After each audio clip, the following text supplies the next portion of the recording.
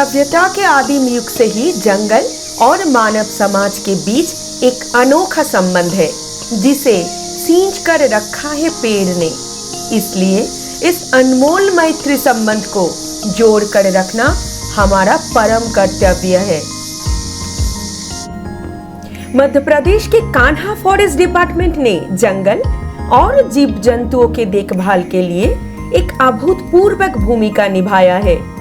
जंगल और जंगल केंद्रित मानव समाज के लिए उन्नतशील विचारधारा का पोषक यह सदैव से ही रहा है।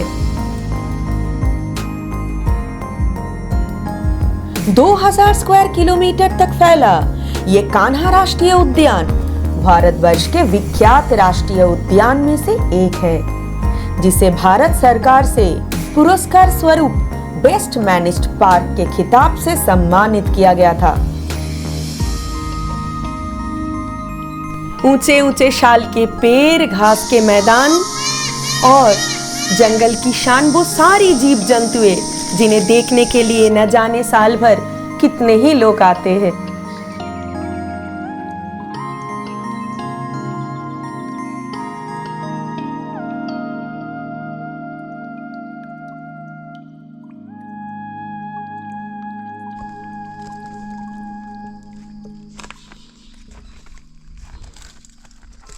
जंगल को ऐसे सुरक्षित रखने के पीछे हजारों मनुष्य के आंतरिक प्रयास एवं जंगल के प्रति समर्पण भाव जुड़ा हुआ है, जो नित्य प्रतिदिन अपनी जान जोखिम में डालकर वन एवं प्राकृतिक संसाधनों की रक्षा के प्रति समर्पित है।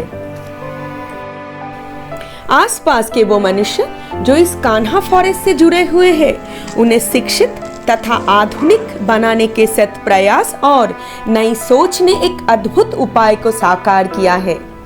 फॉरेस्ट डिपार्टमेंट की तरफ से कान्हा नेशनल पार्क के 5 जगह पर खोला गया है पुस्तकालय।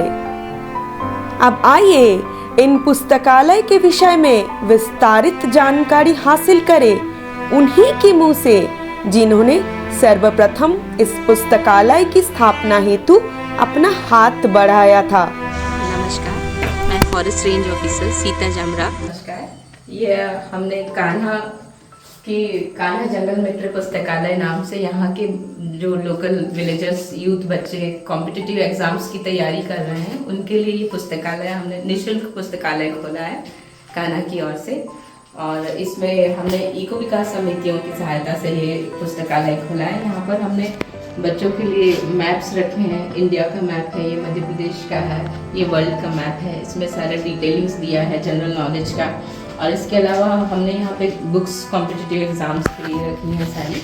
ये देख सकते हैं, इसमें एक फॉरेस्ट गार्ड का एग्ज़ाम होता है, उसकी बुक भी रखी हुई है।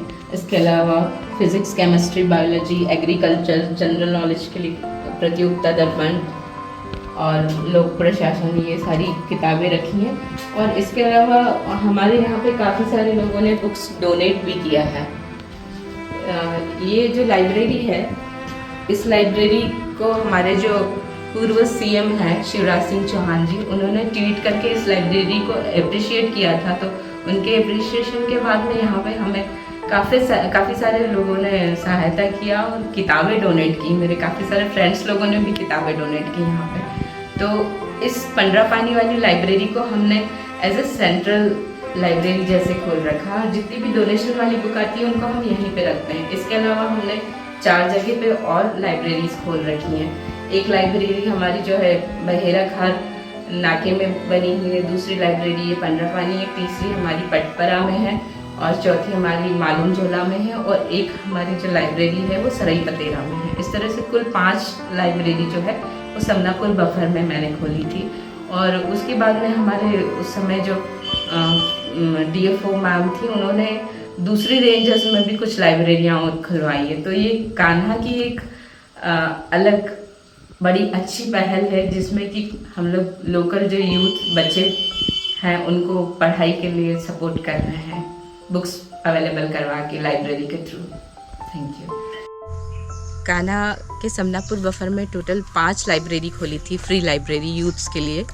तो ये हमारी एक कल हमने देखी थी पंडरापानी वाली लाइब्रेरी, और ये बहिराखार की लाइब्रेरी है। यहाँ पर हमारे पास में अलग से रूम नहीं था, जैसे वहाँ हमने आपको दिखाया था स्टोर रूम था, उसको क्लीन करवा के लाइब्रेरी क्रिएट किया था मैंने, लेकिन यहाँ पे हमारे पास रूम नहीं था। तो हमने फॉरेस्ट गार्ड का ये नाका है, वन रक्षक नाका बहिराखार, तो यहीं पे हमने बुक्स परचेस करके रखवा दी। फिर बच्चे लोग यहाँ पे बोले कि हम लोग गर्मी के समय कैसे पढ़ेंगे करके, तो इन्होंने खुद से ये क्रिएट किया है इधर कच्चा, ये देखेंगे अंदर जाके यहाँ पे पढ़ते हैं ये लोग बैठ। और ये जो लास्ट बॉर्डर है ये यहाँ इधर छत्तीसगढ़ है, ये मध्य प्रदेश है, ये छत्तीसगढ़ है। तो एक लाइब्रेरी हमारी इस कॉर्नर में है जो कि मध्य प्रदेश और छत्तीसगढ़ का लास्ट पॉइंट है। तो इस लाइब्रेरी में एमपी के बच्चे भी पढ़ते हैं और छत्तीसगढ़ के बच्चे भी पढ़ते हैं।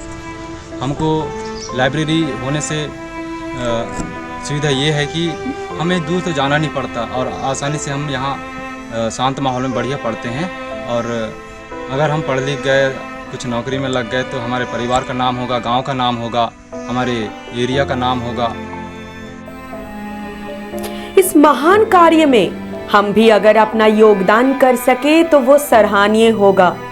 जिस प्रकार बूंद बूंद सागर भरता है, ठीक वैसे ही अगर हम अपने छोटे छोटे प्रयासों द्वारा ही इन जरूरतमंदों के काम आ सके तो वही होगा शिक्षा के विस्तारित विकास में हमारा एक सकारात्मक लघु प्रयास।